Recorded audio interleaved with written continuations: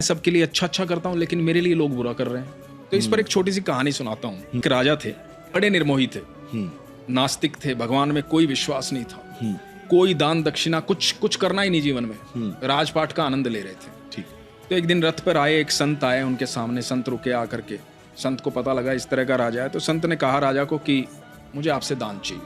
तो राजा ने कहा कि ये मेरी नियति में नहीं है, मैं दान वान नहीं देता, ये फालतू के खर्चे में नहीं करता।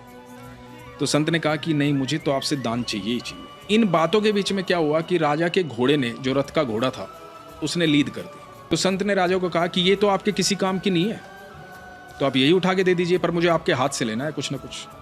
तो राजा ने कहा कि ये ऐसे तो पीछा छोड़ेगा नहीं। उठा के वो लीद अपने हाथ से दे दी कि जा ले जा, खुश अब। संत ने कहा कि हाँ मैं खुश, और खुश होकर के उन्होंने कहा कि जा और बढ़े। संत तो आशीर्वाद ही देते हैं। तो संत तो चले गए। अगले दिन सुबह राजा बालकनी में बैठे अपने राजमहल की, और बड़ी बदबू आ रही। सामने देखा कि लीद का पहाड़ बना हुआ है। तो बुलाया अपने सैनिकों को, ये क्या है, हटाओ इसको। वो हटवाया गया, लेकिन वो फिर बन गया। बदबू फैलती जा रही है, समझ में नहीं आ रहा राजा के।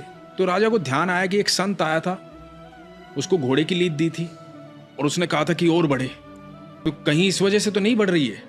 राजा को जैसे ही ये ख्याल आया, राजा निकला महल से उस संत को ढूंढने के लिए। ढूंढते ढूंढते संत के पास पहुंचा, जाकर के बोला कि आप कोई साधारण व्यक्ति नहीं है, मुझसे गलती हो गई, मैं माफी चाहता हूँ। मेरे महल के बाहर इस तरह से घोड़े की लीद का पहाड़ बन गया है, मुझे क्षमा करें। तो संत ने कहा कि भाई वो तो आपके कर्म है, मुझे धन देते तो धन बढ़ता, आपने जो दिया, मेरा तो कर्तव्य बनता है कि मैं आपको आशीर्वाद दूं।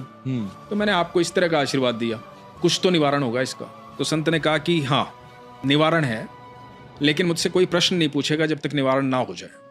ओके। तो राजा ने कहा कि ठीक है, नहीं पूछूंगा।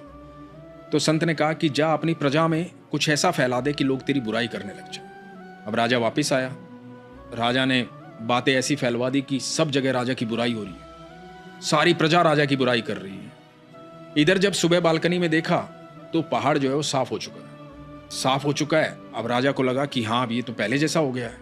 संत ने कहा कि जब लोग तुम्हारी बुराई कर रहे थे ना, तो तुम्हारे प्रारब्ध को काट रहे थे, तुम्हारे बुरे कर्मों के हिस्सेदार बन रहे थे। आज के बाद कभी कोई बुराई करे तो उनका धन्यवाद करना।